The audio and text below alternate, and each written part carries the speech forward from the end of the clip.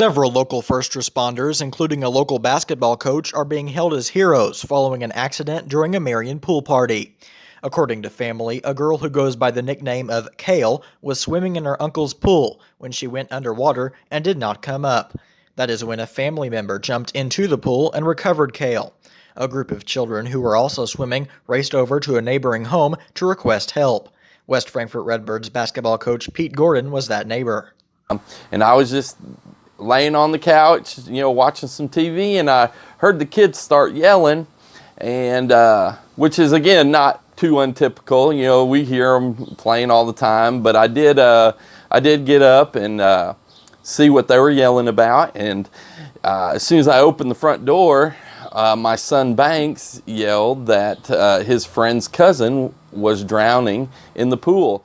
Gordon then raced over to the neighboring home owned by the City of Marion's IT director Terrence Henry and his wife. Her stepmom had started some compressions. By the time I got there, I kind of had just taken over and started some compressions, and we were fortunate enough to get some of that water out of her lungs, and she started breathing, and then very soon, the police showed up first, and then the EMTs right after, and they were able to, get her some oxygen going. And Gordon says that first responders arrived quickly and worked diligently to assist Kale and her family.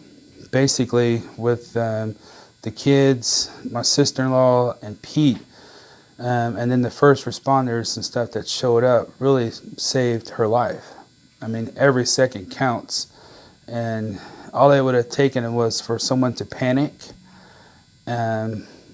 There were so many different variables that it's just unbelievable. Gordon says that he will use this experience as a lesson to pass on to his students and athletes. One of the phrases that I'll usually bark out from the sideline when the other team's trying to score is be a helper, help your teammates, make it hard for the other team to score.